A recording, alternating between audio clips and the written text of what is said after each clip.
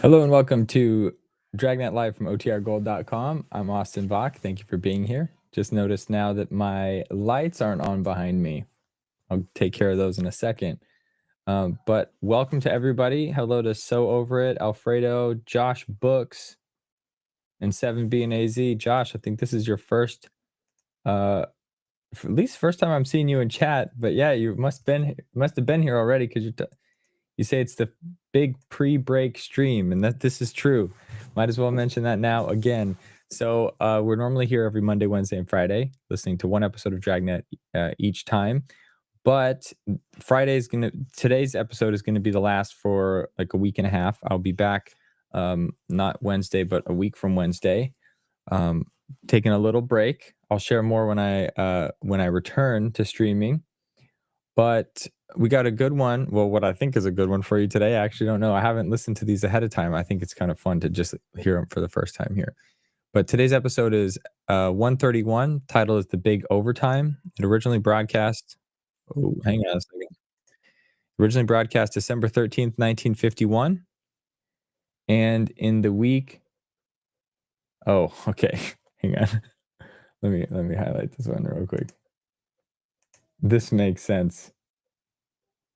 Now I can see you in the profile picture. The account formerly known as Joshua. And is it Calo? I don't know how you say your last name. Now I have to say it out loud, but yeah. Cool. Rebranded the channel. We'll give Josh a shout out here. Going into audiobooks. Okay, well, there you go, everybody. Go check out Josh's rebranded channel and subscribe. Okay, so today's episode originally aired December 13th, 1951, and some cool stuff happened. Joe DiMaggio announces his retirement from baseball. I guess that's not cool if you're a Joe DiMaggio fan. But 3 days after today's episode aired, NBC premiered Dragnet in black and white on television. So, big things are happening in Dragnet land. And yeah, some other stuff happened, but we'll talk about those later. So with that, let me share my screen and get today's episode started. And turn on the lights behind me. All right, thanks everybody.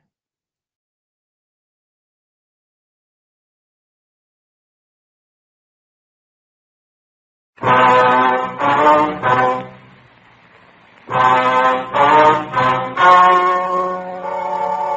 story you are about to hear is true. The names have been changed to protect the innocent. Fatima Cigarettes. Best of all, king-size cigarettes brings you Dragnet.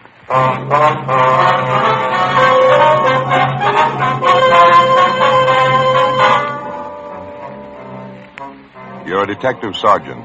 You're assigned to homicide detail. A 22-year-old girl has been abducted. Her family receives an anonymous message.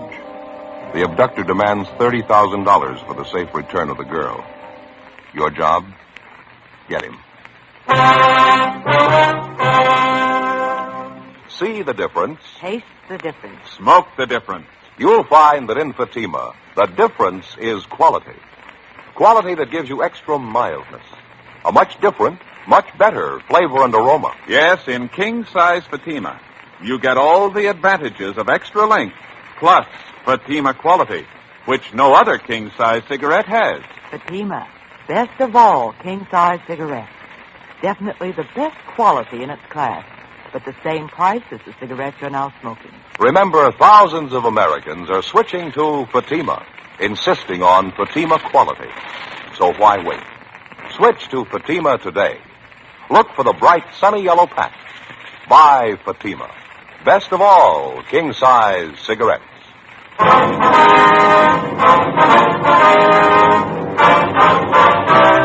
Dragnet, the documented drama of an actual crime. For the next 30 minutes, in cooperation with the Los Angeles Police Department, you will travel step by step on the side of the law through an actual case transcribed from official police files. From beginning to end, from crime to punishment, Dragnet is the story of your police force in action.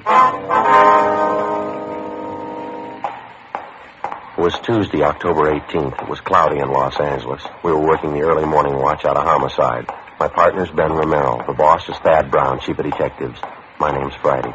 I was on the way back from the stats office, and it was 3:26 a.m. when I got to room 42. Homicide. Hi, Brian. Hi. Got those mug shots you wanted, Joe. Here you go. Oh, thank you. The captain leave yet? They're waiting for me in the garage. You call back? I'm going to right now, yeah. Okay. I guess I better hustle it. See you out there, huh? Right, Brian.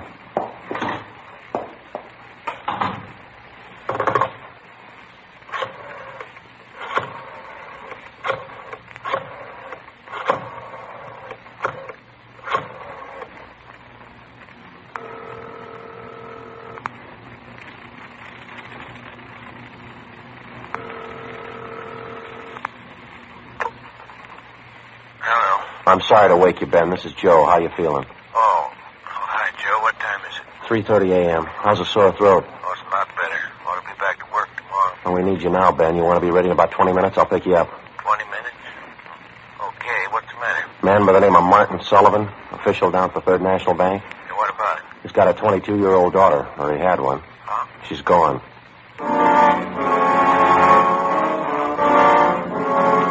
Less than 14 hours before, at 1 o'clock the previous afternoon, Judith Sullivan was last seen driving off in a car with a man who'd represented himself as a friend of her father's.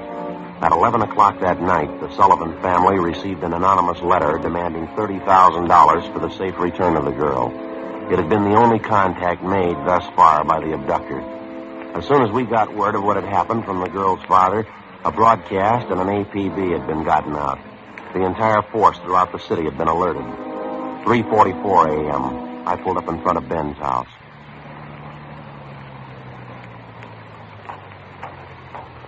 Good morning. Hi. You made good time. Where are we headed? The Sullivan home out on Castro Boulevard. Thad Brown's out there now with Brian. Any leads to go on? No, not so far. The girl disappeared a little before 1 o'clock yesterday afternoon. Note from the abductor came through last night. They're asking $30,000. Oh, I don't get it. Sullivan hasn't got that kind of money. Yeah, I know that. Poor guy's almost out of his mind. Mrs. Sullivan, too, they're all broken up. Fill me in. How'd it happen? Well, the girl was taken from a business school that she goes to. Man had her called out of class. He told her father was sick. Said he was a friend of the family. How about the teachers? What was their story? Well, they said the girl didn't want to go with the man at first, but he finally talked her into it, kept telling her father was dying. Yeah, lousy thing. Did he use the car? Yeah, blue sedan, that's all we know. Witnesses didn't get the make or the license number. Any description on the man? Yeah, they say about 5 feet 9, 160, brown suit and dark hair. Is that all? That's it. Here's a copy of the letter that the Sullivans got. You can read it. It's the usual. All right, thanks. I have your daughter, Judy. Get $30,000 quick if you want her back alive. Don't call police or I'll kill her. Contact you later, signed The Wolf. Who's he kidding? I don't know. I could think of a better name. Well, here we are.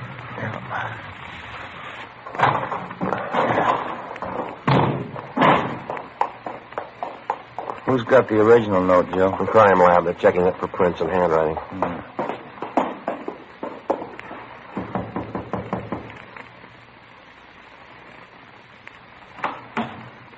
Hi, Joe Romero.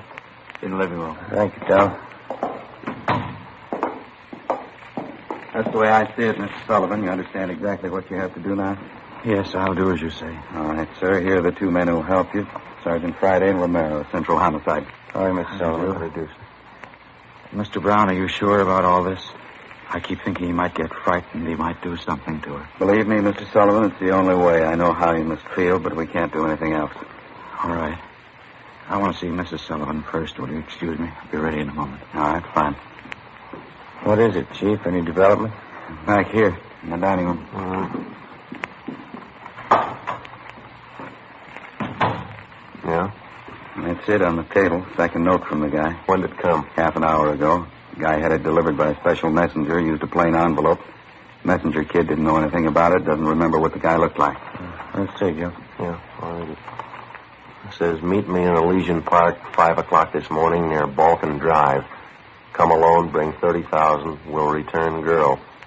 Don't tell the cops. I'll kill her if you do. It's the same signature, Wolf. Not much time, Chief. It's 4 a.m. now. I know. That's what we'll have to do as he says. There's no other way.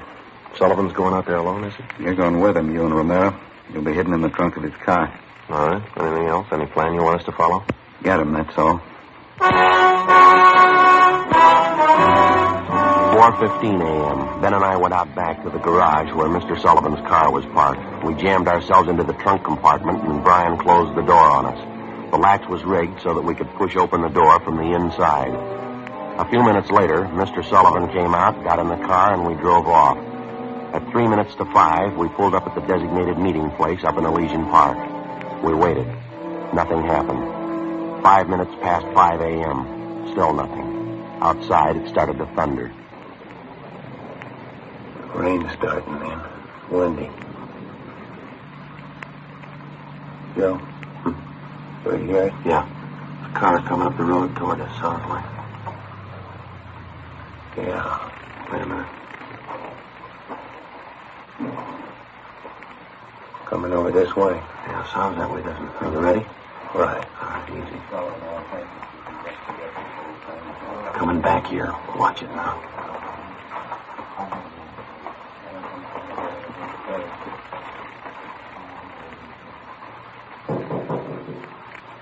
Friday? Romero? Chief, is that you? Yeah, come on out. Meeting's off. Look, I'm breaking. It's in my leg. Mr. Sullivan, you want to drive back home? We'll contact you there. Yes, sir, all right. Come on. Let's get over to the car. All right. What's the story? Did he scare off? The guy had no intention of following through with the meeting. How come? He told us he phoned a couple of minutes before 5 a.m. We tried to trace the call. He wouldn't stay on the line long enough. Well, what do you have to say? A couple of things. Number one, he wants more money. Number two, he knows we're working the case. What was the reaction? Claims he doesn't care. We'll never get him anyway. Well, how's the thing stand now? $50,000. He wants it in the next 12 hours. More than 16 hours had passed since word of Judy Sullivan's abduction had been phoned into homicide. During that time, an APB containing the descriptions of the suspect, his car, and his victim had been dispatched to law enforcement agencies throughout the entire area. The same descriptions were being broadcast every hour. The Sullivan home had been placed under strict surveillance, and Mr. Sullivan instructed not to contact the suspect without the knowledge of the police. The girl's father had raised almost $10,000 in cash to buy him off, and the serial numbers on each one of the bills had been copied by a police stenographer and rechecked by a homicide officer.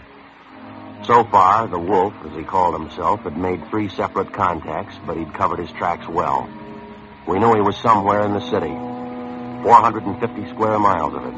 We knew we had to find him. 6:18 a.m. We checked back into homicide. What's doing, Brian? Here's a copy of the letter, fellas. Special delivery came in about 25 minutes ago. Let's see, Tom. It's the same handwriting, looks like. Check the postmark. Joe must have mailed it right after he grabbed the girl. Now, let me see. Stay away from Sullivan. If the girl's found dead, it's your fault. Stay away. Wolf. Can't seem to make up his mind, huh? They checking the original of this for prints, Tom? Yeah, no word yet. How about that second note? Anything on that? Uh-huh. Stahl lifted a couple of prints, running them through R&I. So who's watching Sullivan House now? Gomez and Thaxter. Chief's out there, too. He's still afraid the girl's father will try to make a deal with the guy. He tried it yet? No, not yet. Well, you couldn't blame him if he did. He's worried sick. On guy? Homicide, Romero. Yeah, that's right. How do you spell it? Okay, right. Yeah, thanks a lot. Record Bureau. Those 2 prints Stahl lifted from the letter. Run them through the single print file. Any luck? They gotta make. The fingerprint that was lifted from the suspect's letter was identified as belonging to a Donald Alfred Kiefer, WMA, age 29, 5 feet 8 inches, 170 pounds, brown eyes, dark brown hair. He had 1 previous arrest for forgery in Los Angeles 10 months before. At the time of his arrest, Kiefer's occupation was listed as bank clerk at the Third National Bank. Well, I went down the hall to the Record Bureau to pull the crime report. Brian checked by latent prints to see if they'd gotten anything off the last note from the suspect. Ben went to check with Don Meyer in handwriting. 7:23 a.m. Chief Thad Brown got back to the office. I showed him Kiefer's crime report. All right, what's the rundown on it? Well, at the time Kiefer pulled the forgery job at the bank, Mr. Sullivan was one of the vice presidents. He was the one that preferred charges against Kiefer, and he saw that he was prosecuted. Where's this Kiefer now? Well, let me check that. He was placed on probation on May 16th this year. He returned to his home in Omaha, Nebraska. That's 1380 Mackinac Avenue. You call Omaha? I got the call in now. Ben took an exemplar of Kiefer's handwriting from the package. Don Meyer's going over it now. Chief, Hi. What about that last note? I've got the report right here. How's it look? Well, Stahl lifted some prints off it, brought him out with the iodine fume gun. They match with the first. There's something else. What's that? They examined the paper for watermarks and texture. Both notes are written on the same paper. Impressions show both pieces of paper from the same tablet. Mm-hmm. Check the density of the carbon in the pencil he used. Both specimens match, same pencil. Joe. Oh, hi, Skipper. Hi. Did you catch up with Don Meyer, Ben? Yeah, he went over the handwriting. Looks pretty good. What's the word? It's as close as you can get. Here are the two exemplars. Mm-hmm. Francis crosses, double loops is L, open A's, pressure on the downstroke.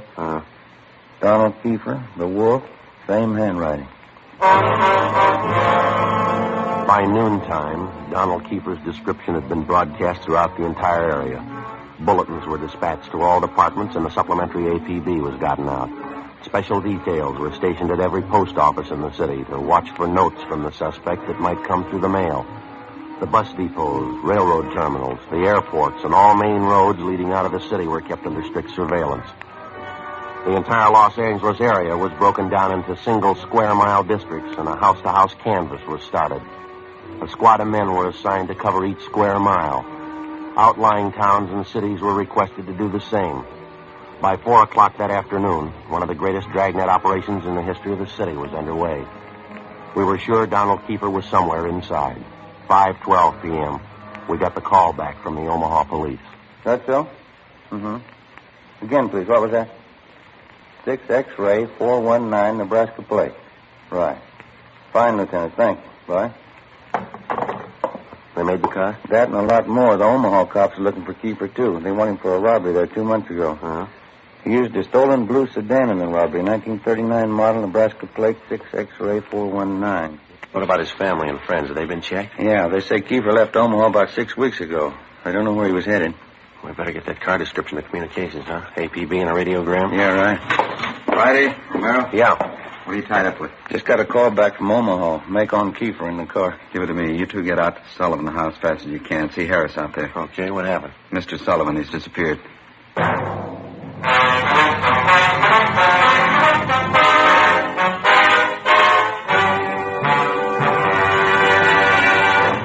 You are listening to Dragnet, authentic stories of your police force in action.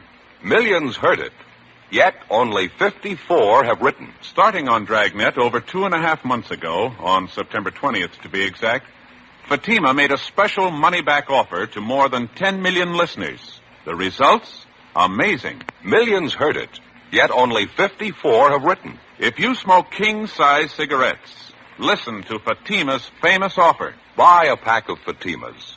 Enjoy their extra mildness and superbly blended tobaccos. If you're not convinced Fatima is better than the king-size cigarette you're now smoking, just return the pack and the unsmoked Fatimas before January 1st, and we'll give you your money back plus postage. Fatima, Box 37, New York 1. Remember, thousands and thousands of Americans are switching to king-size Fatima, insisting on Fatima quality. So compare Fatima yourself. When you see the difference, taste the difference, smoke that difference, you'll switch to Fatima. Because in Fatima, the difference is quality. Look for the bright, sunny yellow pack. Buy Fatima. Best of all, king-size cigarettes.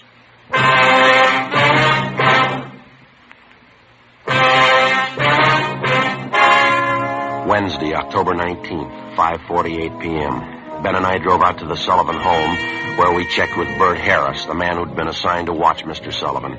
He told us that at about 3 o'clock that afternoon, the father of the missing girl had a phone call. He said he had to go down to the bank, and Harris went with him. While they were at the bank, Mr. Sullivan succeeded in decoying Harris with a fake telephone call. While Harris was answering the call, Sullivan disappeared. Did Mr. Sullivan get any more money while he was at the bank, Bert? Yeah, $5,000. Did you get the serial numbers off the bills? Uh-huh. Shouldn't have let him get out of my sight. Forget it. Right now we got to find out where he's gone to meet Kiefer. Did you talk to Mrs. Sullivan about it, Bert? Yeah, says she doesn't know anything about it. Where's she now? Back in the sitting room, lying down. Now, let's try her again, huh? She might be able to help. Okay, it's back this way. What time you got, Joe? It's 5 minutes past 6. I get it. Hello? How's that? Yeah, where are you? What? Oh, well, where are you? Where are you? All right, we'll be right out. Yeah? Mr. Sullivan, he met with Kiefer out in Laurel Canyon. Did he get his daughter back? Yeah, he did. Wrapped in newspaper. All units in the area were notified immediately that a contact had been made with the suspect, Donald Kiefer. We got in the car and we drove out to Laurel Canyon.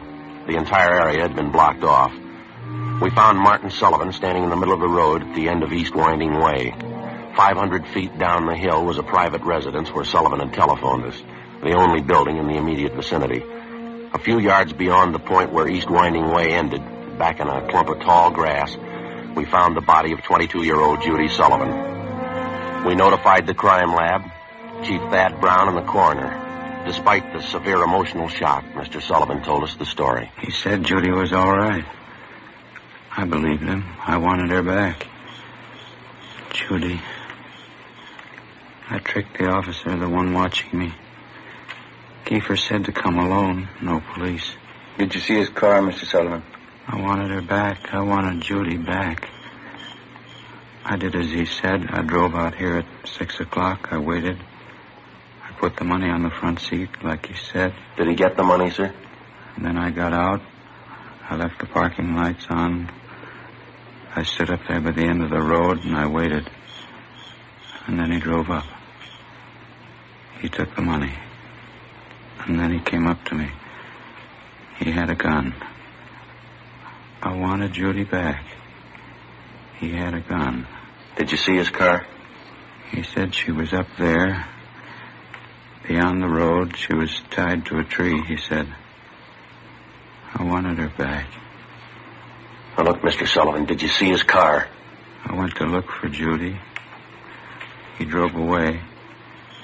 She wasn't there by the tree. I couldn't find her. On the way back, I saw them on the way. Yes, sir. Lord, let me find him. Oh, Lord, let me kill him.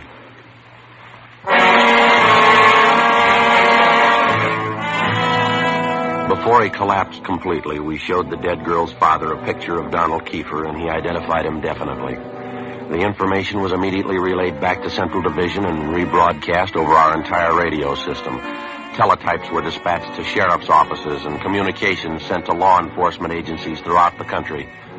9:52 p.m. The house-to-house search was intensified. The Dragnet operation in which we hoped to trap the killer was drawing slowly inward. A few minutes before midnight, Ben and I drove back downtown to the crime lab to check with Lieutenant Lee Jones. Hi, fellas. Come on back. Anything yet, Lee? Just checking over these towels here. Found them wrapped around the girl's body inside the papers. Funny thing about them. What's that? All yesterday's papers. Every story about the girl's disappearance has been clipped out. Uh-huh. How about the towels? Any laundry marks at all, Lee? Nothing so far, Joe. Every one of them clipped off. Morgue post the body yet? You're doing it now. Nasty one. Yeah, it sure is. Any footprints or tire marks out where they found the body? No, lots of them. Got two of the men checking them now. One thing... What is it, Lee? I don't know. Under the seam here, this towel. Wait a minute. Give me that pair of snippers, will you, Joe? Yes. Here you go. Thanks. Press back under the seam here. There. That's one tag he missed. Yeah, can you read the marking? Greenway Apartments, Los Angeles. 12:34 a.m. We located the Greenway Apartments in the East Wilshire district, and we checked with the manager. He identified Kiefer's mugshot, but he said he hadn't been home to the apartment since the day before. We called the crime lab, and we went up to check the suspect's apartment. One look was enough. Lieutenant Lee Jones found specimens of the Sullivan girl's blood in the wash basin and the bathtub drains. In an adjoining garage, we found a car which Kiefer had used. A blue sedan, Nebraska plates, 6X-ray 419. A cancellation of the warrant order for the car was issued and a stakeout placed at the apartment and in the garage in case Kiefer decided to return. All that night and into the next day, the citywide dragnet went on. There was no sign of the killer. At 10 minutes past 2 that afternoon, the first piece of ransom money showed up. It was at a used car lot on the corner of Beverly and Naylor Streets. 2 hours later, another piece of the money turned up at a busy downtown department store. In both cases, the man who passed the stolen money was finally identified as Donald Kiefer. Details were strengthened in both areas where the money appeared. The search went on. 6:42 p.m. Ben and I got a call to meet Chief Thad Brown at the Hollywood Division Station. Tommy Bryan from Central Homicide was with him. This is the way it stacks up now. This pin map over here, this is where we're concentrating the search. This area here. How about the lead we had on him downtown? Didn't it work out? No, the last 20 minutes we picked up 3 possible leads on the man out in this neighborhood here. East of Vine, south of Franklin, west of La Brea, north of Santa Monica. Mm-hmm. More ransom money show up? You got it there, Brian. Read it off. Yeah. 5:35, Sunset and Highland. Newsboy thought he saw Kiefer crossing the street. 20 minutes later, a salesgirl in the diamond store up on Hollywood Boulevard thought she saw him. 10 minutes after that, he was reported seen near the intersection of Hollywood Boulevard and Las Palmas. You figure the reports are reliable? And they were all checked out. Didn't put too much faith in him till a few minutes ago. How's that? $5 bill was passed at a cigar store, Hollywood Boulevard and Hawthorne, ransom money. We've already doubled the number of men and cars in the area. Men stationed at every intersection to keep an eye on pedestrian traffic. We're covering everything. Streets, stores, covering the whole neighborhood. I'll get it. Homicide, Brian. Yeah, just a minute. You, Chief. Oh. That, Brian? Yeah. Where? When was that? No, stay there. We'll be right there. Goodbye. Another piece of ransom money. Where'd it turn up? A theater on Hollywood Boulevard between Fairview and Hawthorne. Who passed the money? They think it was Kiefer? They're positive. They say he's in the theater right now. The information on Kiefer was phoned into communications immediately, and within a few minutes, men and cars converged on the neighborhood. The 1/2-mile area around the theater was completely blockaded. Every exit and entrance to the theater was covered. 7:23 p.m. Ben and I, along with Chief Thad Brown and Tom Bryan, met in the theater manager's office. Brown outlined our plan of operation. At 7:32 p.m., a detail of 14 men walked down the side aisles on the main floor of the theater and took up their posts on either side of the orchestra pit. The picture was stopped and every light in the theater was turned on. Chief Brown, Bryan, Gomez, Thaxter, Ben, and myself went down the aisle and up onto the stage. Chief Brown made the announcement. Ladies and gentlemen, would you all be quiet for a minute, please? We're sorry to interrupt the picture, but this is a very important matter. We're police officers. Maybe you've read about it in the papers. A girl by the name of Judy Sullivan was abducted and murdered day before yesterday. We think we've traced the man who murdered her to this theater. We believe he's in this theater now. We're going to search the theater row by row, and we'd like to ask your cooperation. There's no need to be panicky or afraid. Those who wish to leave now may do so. Leave by the main entrance. Each one of you will be checked as you go out the door. For the benefit of the man we're looking for, don't try to escape. Every exit is covered. The entire area is blockaded. Don't place any more lives in jeopardy. All right, now... Hey! Right there! There it goes! There! Outside exit! Come on, Ben. Joey, run down the alley, heading to the basement. Backstage, Joe. We can make it from here. All right, come on. Through here. Down here. Right with you. In here.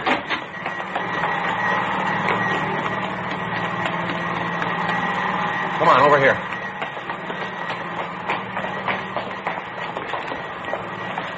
Air conditioning unit for the theater. Yeah. I don't see him, do you? No. You can't get out. There's just 2 exits. We got them both covered. Look out, Ben. There he is. All right, keep her, hold it. All right, throw your gun over here. Come on, throw it out. Okay, I got it. Give it out, don't shoot. All right, let's take him. Yeah. All right. Okay, you got my gun. I didn't mean to shoot at you. You forced me to... Put the cuffs on him, Ben. Yeah, right. Get your hands off of me, boy. All right, keep her. Got the same for you, too. Now, hold it. All right, Ben, you all right? Yeah. All right, try the cuffs on him now, huh? Yeah, Got him, huh? Yeah. It's a rough one. Hey, it's starting to rain again. It's really pouring out there. Yeah? Guess you better get him out the car, huh? What's the hurry? How you mean? Why spoil a good rain?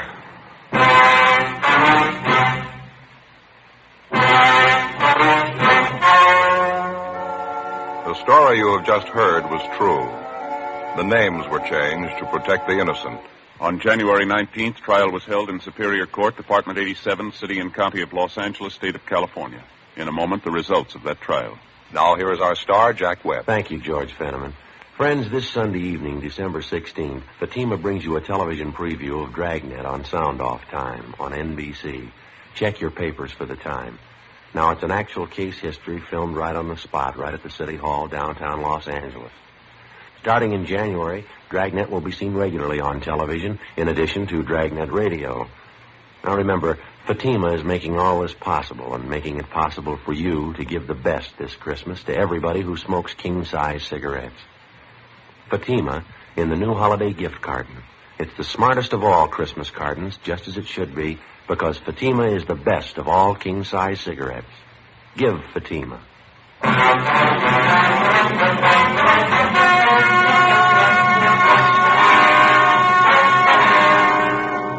Donald Alfred Kiefer was tried and convicted of murder in the first degree, and on the recommendation of the jury, he received the death penalty. He was executed in the lethal gas chamber at the State Penitentiary, San Quentin, California.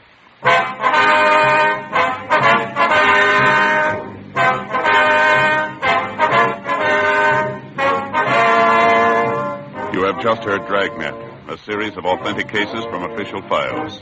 Technical advice comes from the Office of Chief of Police W.H. Parker, Los Angeles Police Department. Barton Yarborough as Sergeant Ben Romero. Also heard were Whit Connor and Vic Perrin. Script by Jim Moser. Music by Walter Schumann. Hal Gibney speaking.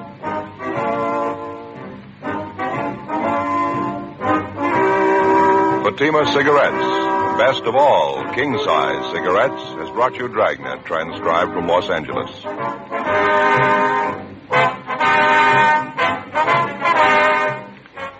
Counter Spy fights international intrigue next on NBC.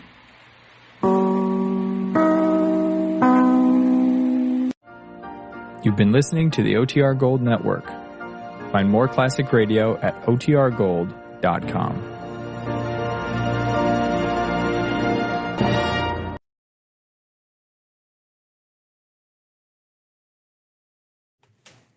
All right. Hope everyone enjoyed that episode. I wanted to call out something that So Over It shared. And then there's been some chat about it on the side, but in case you didn't pick up on this, so this episode was originally broadcast, or it was broadcast December 13th, 1951. 3 days later, Barton Yarborough died. 3 days later, Dragnet premieres on TV. 3 days after that, Barton Yarborough died. So lots happening in Dragnet history. But well, yeah, what a crazy thing. You finally get your radio show on TV, everything's going, people are loving it, they're writing in, and then one of your leads dies. So crazy. All right, so let's see here. Oh, Alfredo, let me highlight this thing. Oh, hang on. Where was this?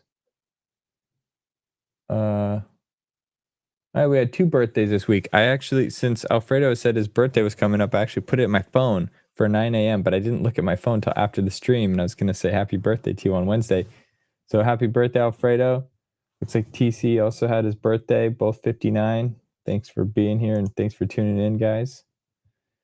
It's great to have everyone here. Thank you to everybody who has tuned in, who liked the video as well. If you're here and you're lurking, but you like it, please like. Helps us reach more people.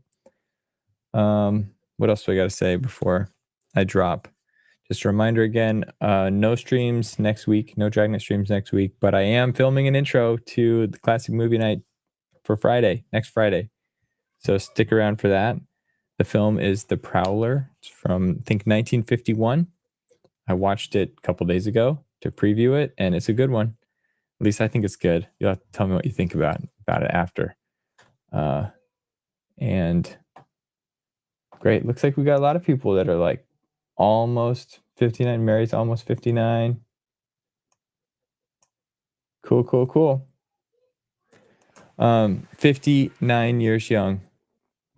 Happy birthday, kids. Only 59, Addie says. We don't know Addie's age. It's never been shared. She could be 59. She could be 95. She could be 19. We don't know. Cool. Well, I'm just rambling. I don't have I don't have anything else to say. So thank you all for tuning in today. I hope you enjoyed that episode. And I will see you again in a week and a half. Until then, enjoy the movie and be good. See you, everybody.